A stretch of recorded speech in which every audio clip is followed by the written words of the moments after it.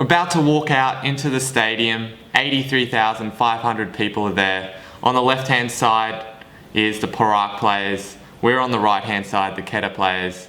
And before we walk out, two players in front of me turned around and said, "David, don't touch the cup." I said, "What?"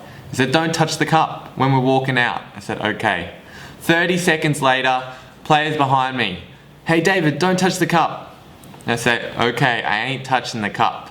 And then as we're walking past the cup onto the field, I see 4 players from Perak touch the cup. So the final was in Kuala Lumpur at Bukit Jalil, the national stadium, and a couple days before we went to our hotel in Kuala Lumpur and we were staying at the Palace of the Golden Horses. Now I'm a little bit superstitious. I'm born in the Chinese year of the horse, so I was like, oh, this is a good sign. So the day before the final, we were allowed each team 1 hour to train at the stadium. So our allotted time was at 7:30, we trained till 8:30, and then officials told us to leave the pitch. And then Perak came on at 9, and their training lasted until 10 p.m. The game day arrived, the game started at 9 p.m. We left our hotel a few hours before on bus. So when we got to the stadium, we walked in to check out the field. 80,000 people, 40,000 on the right side supporting Kedah, 40,000 on the left from Perak. And it's a beautiful thing to see. And I didn't take any videos or pictures before the game because I wanted to focus on my task. I didn't want to get carried away with this atmosphere. So before the game started, the coach, he spoke to us and he said, you know, 2 simple things.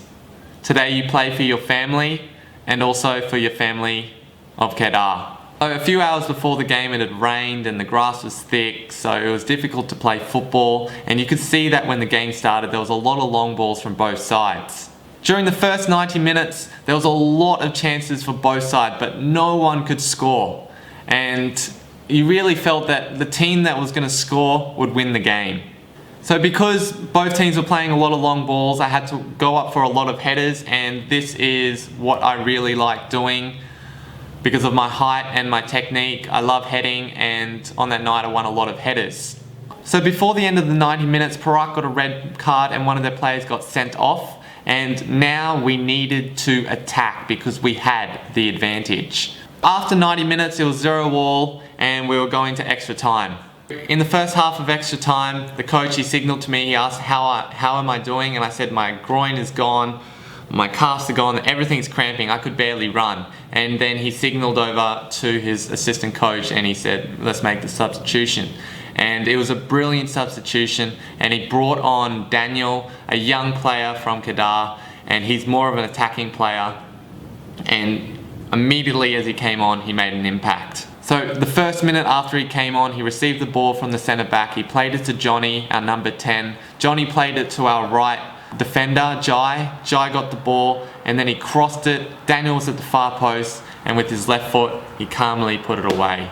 And we were up 1-0, and that was amazing. Everyone was going crazy, everyone was mental.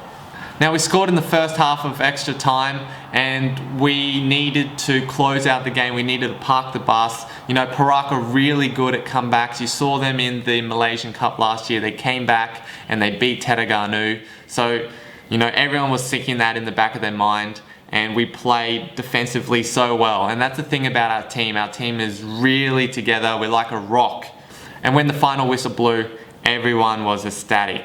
It was such a big win for our team. You know, people, even some of our fans were doubting us, and we did it. We won the FA Cup. So after the game, we were allowed to bring our family onto the field, and I brought down my family. And it was really good atmosphere, you know, such a good experience bringing my family there and sharing with them this big win, a big moment in my career. A couple days later, when we returned to Alor, we went on a bus. It was a Monday, so people were working. It was a work day, so it's not as many people could turn out, but it still was a good turnout. And we went around the whole city.